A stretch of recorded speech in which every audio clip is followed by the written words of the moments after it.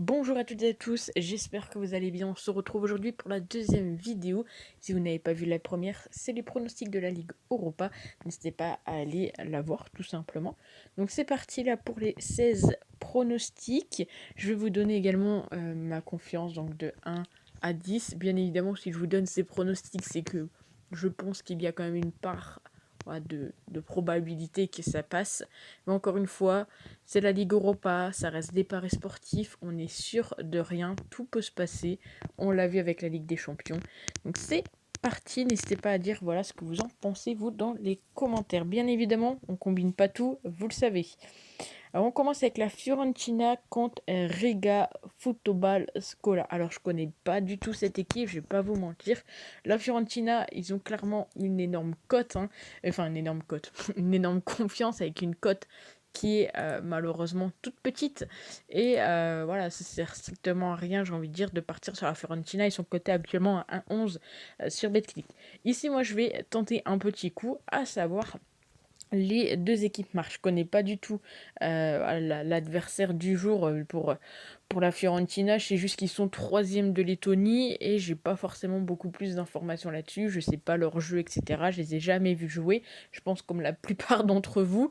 Mais je me dis que potentiellement on peut tenter un coup en mettant les deux équipes qui marquent. On l'a vu, c'est pas parce qu'une équipe est plus faible sur le papier ou plus faible en termes de notoriété qu'elle n'est pas capable de marquer. On les a vus, enfin on l'a vu en Ligue des Champions, on l'a vu également les années précédentes. Donc pourquoi pas tenter, c'est coté à 2,51. Donc pour moi ça c'est une petite confiance, voilà, je mets 3 sur 10.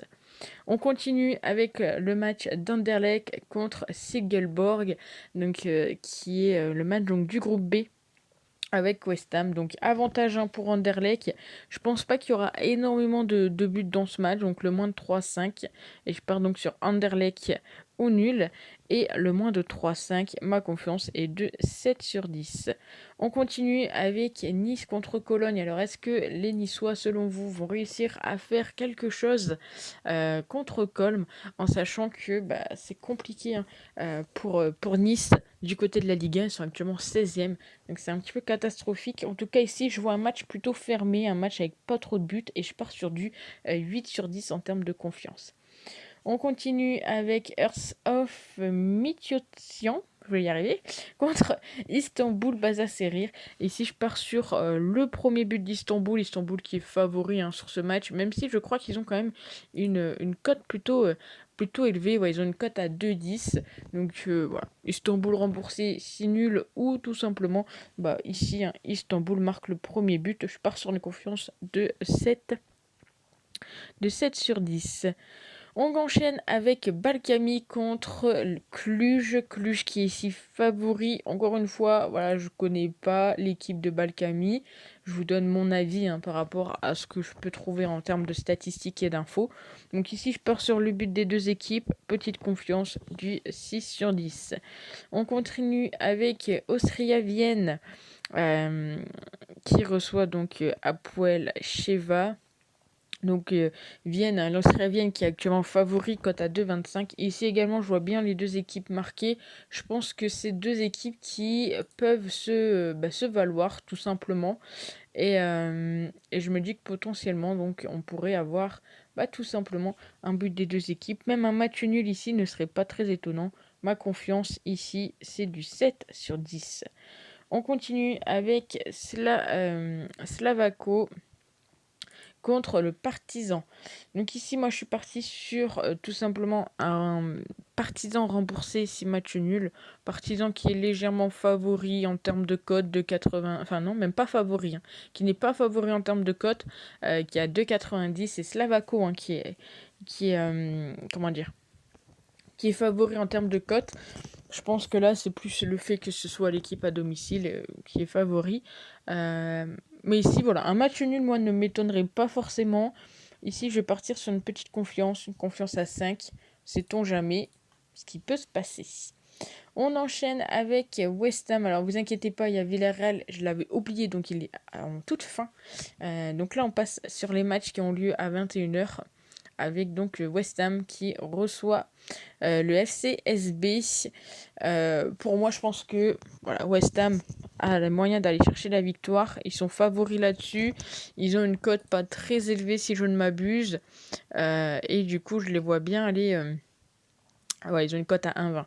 Je les vois bien mettre au moins 3 buts. Pourquoi pas du 3-0 pour West Ham. En tous les cas, victoire de West Ham. Et ici, pour moi, ça sera le plus de 2,5 buts. Et je pars sur une petite confiance à 8 tout de même. Voilà, très belle confiance. On enchaîne avec le FC Bâle contre Pionic Yerevan. Donc là, je pars sur un buteur du côté de Bâle. Alors, bien évidemment, attendez d'avoir la compo. Si ce joueur n'est pas titulaire, donc si Zeriki n'est pas titulaire, n'hésitez pas à tenter Adam Zlaway, qui me semble également un bon petit buteur à tenter sur ce match. Donc on attend les compos, donc comme on ne sait pas encore la compo, pour ce qui est des buteurs, on met une petite confiance de 5 sur 10. On continue avec l'AZ Alkmaar qui se déplace tout simplement à Dnipro 1. Donc là, confiance plutôt logique du côté de la Z Alkmaar. Leur cote est à 1,52. Je pense que clairement on peut tenter ça tranquillement. La Z Alkmaar qui me semble favori sur ce match et même favori dans ce groupe E. Molde contre la Gantoise. Alors moi j'aime bien la Gantoise. Je sais pas pourquoi, j'ai toujours aimé la Gantoise. Donc je vois quand même une petite victoire de Molde, pourquoi pas. Mais en tout cas je pense pas qu'il y aura énormément de buts sur ce match. Et je pars également sur une confiance de 8 sur 10. Sivaspor contre Slavia Prague. Alors là, c'est assez étonnant et on va peut-être un petit peu plus en parler. On a une équipe de Sivaspor qui est complètement à la ramasse du côté de son championnat. Ils sont 15e. Et de l'autre côté, on a une équipe de Slavia qui est premier de son championnat. Leur cote est assez élevée. Elle a 2,08 et honnêtement, je pense qu'on peut vraiment la tenter cette cote-ci. Donc je pars également sur une belle confiance sur ce match du 8 sur 10. J'ai vraiment envie que ça passe et j'espère vraiment que ça va passer. Je trouve que voilà, toutes les chances sont du côté de Slavia pour ce match. Et puis quand on voit surtout actuellement les résultats de Sivaspor, alors attention, bien évidemment, il peut y avoir des matchs nuls, mais voilà, je pense que Slavia sera peut-être un cran au-dessus. Après, encore une fois, je peux me tromper, je n'ai pas la science infuse et je ne m'appelle pas Madame Irma. On enchaîne avec Slovan Bratislava contre Zalgiris Vilnius.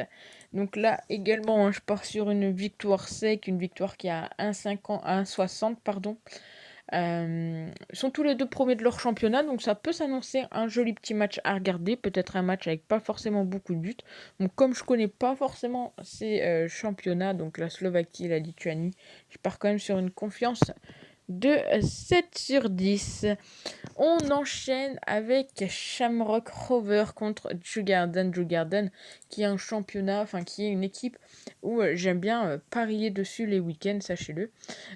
Donc Djurgården qui est deuxième de son championnat. Du côté de Shamrock, ils sont premiers. Ici, je pars sur la victoire de Djurgården, mais attention, remboursé en cas de match nul, petite confiance de 7 sur 10. On continue avec du coup l'avant-dernier match qui est tout simplement Vaduz qui reçoit Apollon Limassol. Donc Limassol qui est une équipe quand même qu'on a l'habitude de voir dans les conférences, Ligue Europa également les années d'avant. Donc ils jouent contre le 9e du Challenge League, donc c'est en Suisse. Eux ils sont actuellement 3e de leur championnat. Et honnêtement, je pense qu'on peut les voir marquer le premier but d'après les statistiques, etc. C'est ce qu'on peut voir assez souvent. Donc je pars également sur une confiance de 7 sur 10. Et pour finir, Villarreal contre Lech Potsdam. Alors attention tout de même à cette équipe polonaise qui pourrait peut-être surprendre Villarreal, même si Villarreal actuellement c'est plutôt costaud du côté de la Liga, ils sont 3e, là où Lech Potsdam ils sont malheureusement 10e, même si ces dernières journées ils reviennent plutôt bien. Je pense que Villarreal donc là devrait finir logiquement premier de son groupe. Et là je pars donc avec Villarreal et 2 buts d'écart. Et ça sera également une très bonne confiance. Une confiance de 8 sur 10. Donc voilà, n'hésitez pas à me dire ce que vous en pensez de tous ces pronostics. N'hésitez pas à vous abonner si ce n'est pas déjà fait. Et nous on se retrouve très vite pour de nouveaux pronostics. Ciao.